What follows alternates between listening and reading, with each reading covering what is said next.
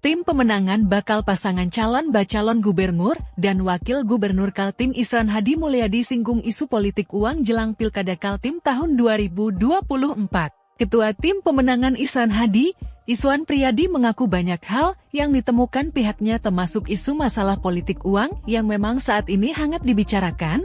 Menurutnya pandangannya saat ditanya terkait hal ini, tentu ia khawatir. Sehingga masyarakat perlu didukasi bagaimana bahayanya memilih pemimpin yang menggunakan politik uang. Tanpa bermaksud menyinggung siapapun, ia menegaskan bahwa daya rusak politik uang sangat dahsyat karena salah pilih akan berakibat buruk bukan hanya kepada pemilih, namun juga kepada generasi berikutnya. Namun saya kira sebagian besar masyarakat, terutama di Kaltim, memiliki tingkat kecerdasan yang tinggi dalam memilih pemimpinnya, ungkapnya.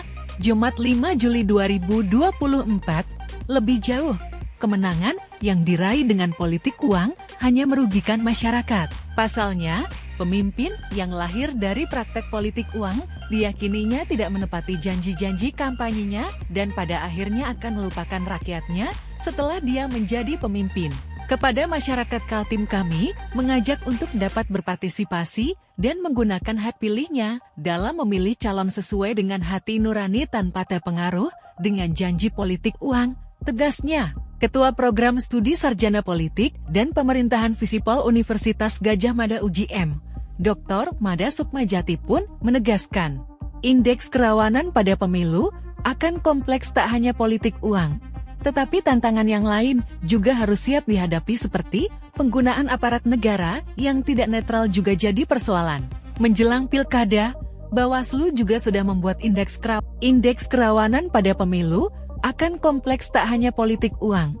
Tetapi tantangan yang lain juga harus siap dihadapi seperti penggunaan aparat negara yang tidak netral juga jadi persoalan. Menjelang Pilkada, Bawaslu juga sudah membuat indeks kerawanan yang akan di-launching sekitar bulan Agustus tahun 2024.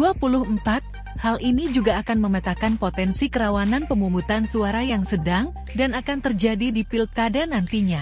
Kalau saya tidak salah menangkap informasi, akan di-launching juga indeks kerawanan Pilkada 2024 Agustus nanti, mengidentifikasi selain politik uang, ada kerawanan soal netralitas aparatur negara, ya ASN TNI Polri, ungkapnya. Belum lagi, kata Dr.